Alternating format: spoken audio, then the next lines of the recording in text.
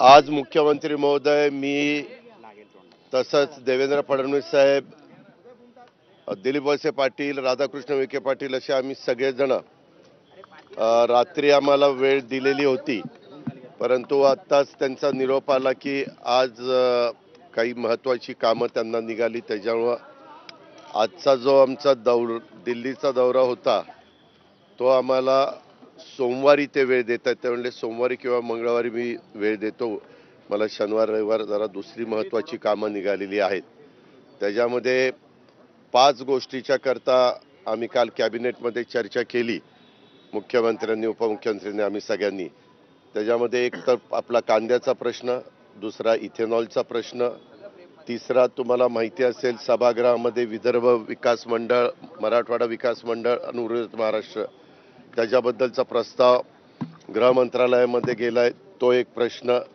असे 5-6 प्रश्न आम्ही त्याच्या संदर्भामध्ये घेतलेले होते आणि त्या प्रकारे त्या 5-6 प्रश्नाच्या निमित्तानं आम्ही गृहमंत्र्यांची भेट घेणार होतो. पण आता तुम्हालाही माहिती आहे की शनिवार रविवार सुट्टी असते, तर सोमवारी जाऊन त्या संदर्भातलं ते म्हणले सोमवार किंवा मंगळवार. आम्ही त्यांना म्हणालो की जास्त करून सोमवारी झालं तर बरं होईल, म्हणजे आम्हाला जास्त ते सोयीचं होईल. तर ते म्हणले ठीक आहे, सोमवारी वेळ देण्याचा मी हे करतो, वेळ देण्याचं काम करतो.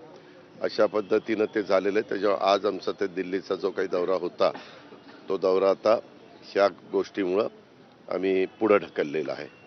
बाकीच्या बाबतीतली कामं तर काल जवळपास 26 ते 27 विषय कॅबिनेटमध्ये घेतले गेले. बहुतेक तुम्हाला माहिती आहे की 4थं महिला धोरण आपण ह्या राज्यामध्ये लागू केलेलं आहे. फार विचारांती केलेलं आहे. पहिलं 94ला आलं होतं, दुसरं 2004ला आलं होतं, तिसरं 2014ला आलं होतं आणि चौथं आपलं आता 2023ला आलेलं आहे. त्याच्याबद्दल त्या खात्याच्या मंत्री आदिती तटकरे सभागृहाला पण अवगत करतील. पण त्याच्यात